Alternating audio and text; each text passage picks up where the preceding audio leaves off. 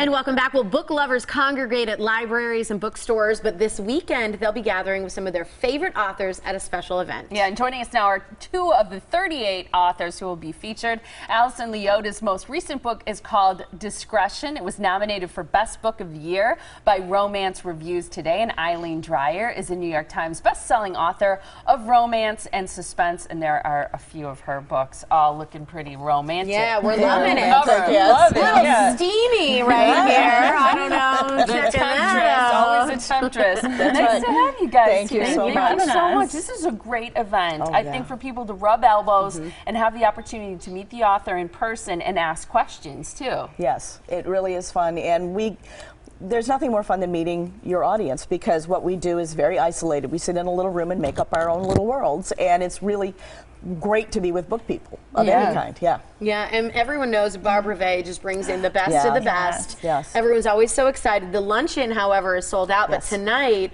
people can come and meet the both of you as well as, 18 other authors who are going to be there doing a Q&A session. That's right, and it's all free and open to the public, and people can just come. That's so fantastic. exciting. You both bring the most interesting background in terms of an occupation. I mean, it gives you good material for writing novels.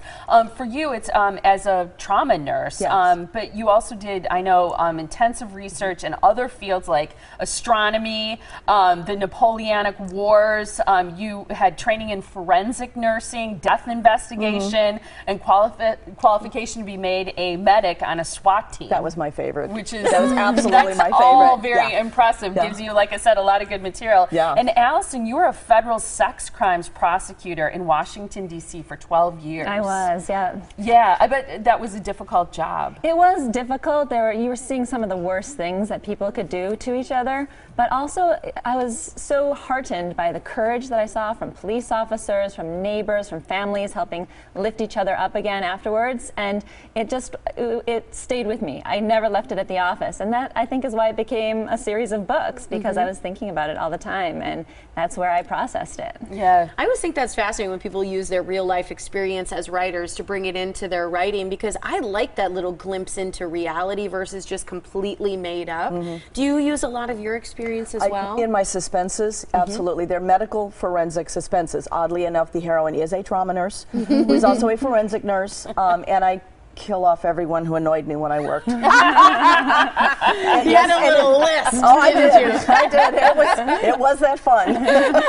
And you run into those people and they're like, I saw myself in your book. And Actually, they don't get it. They don't? They don't. It's the funniest thing, because you think, oh, I can't face these, and everybody else knows, but they never don't get it. know. Yeah, I think that's interesting. And how about you two? You use that, you said channeled some of the things that you always were thinking about into your books. There were so many great stories, and I'd always leave the courthouse with my girlfriends, because sex crimes prosecutors generally tend to be women. We call ourselves the pink collar unit sometimes. We'd be walking back from the courthouse, and we'd always say, someone needs to put this in a book. That was an amazing thing, and so I did. I just took all those details and tried to put them into one story that would just really capture what it's really like in a way that's bigger than any one story is.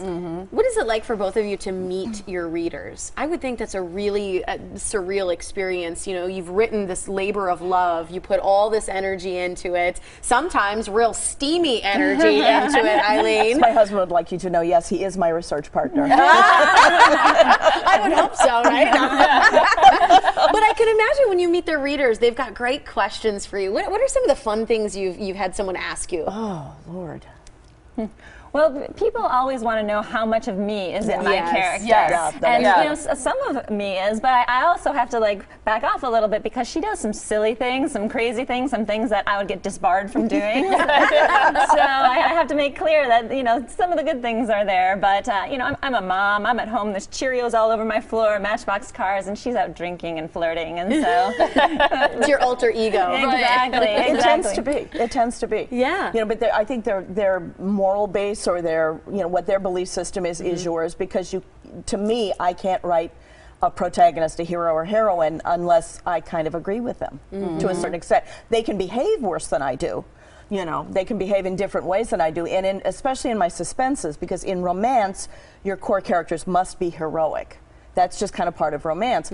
But in my suspenses, my characters are a lot more broken. you know, See, and I trying like to put the complicated places, characters. put I the think it's pieces so back much together. more authentic that way. And my daddy would like to, you'd all know that I'm not writing about my family. It's just your coworkers. Yeah, my characters tend to really come from bad backgrounds, and you know they're trying to, rebuild their lives while these terrible things are going on, and that fascinates me. I think that's awesome. Okay, so Discretion is your most recent book, Alice, and your next novel, Speak of the Devil, is actually going to be published in August. Is that Yes, right? So that's yes. when people can get it. I'm so excited about it. It's such a fun book. I can't wait for those readers to read it and see what they think. That's fantastic. Love the cover. Thank you. And it looked like you brought us some chocolates in that I bag did. too. So I'm excited A about couple of my that. favorite things, a good book and chocolates. Exactly. And your most recent book is this one, Always a Temptress? Always a Temptress, and my next one is Once a excuse me, we changed the title recently. Once a Rake, which comes out in October. Fantastic. So people tonight can ask questions, meet you. It's free. It's open to the public. It's tonight at 6:30 at the Crowne Plaza, Milwaukee Airport is where that's located. It's 13th and College, and it's that hotel located near the airport, which is fantastic. Thank you, ladies, so much. Talk amongst yourselves. She's got her nose in a book. Thank you so much. Thank you. Stay tuned. Our picture of the day is coming up next.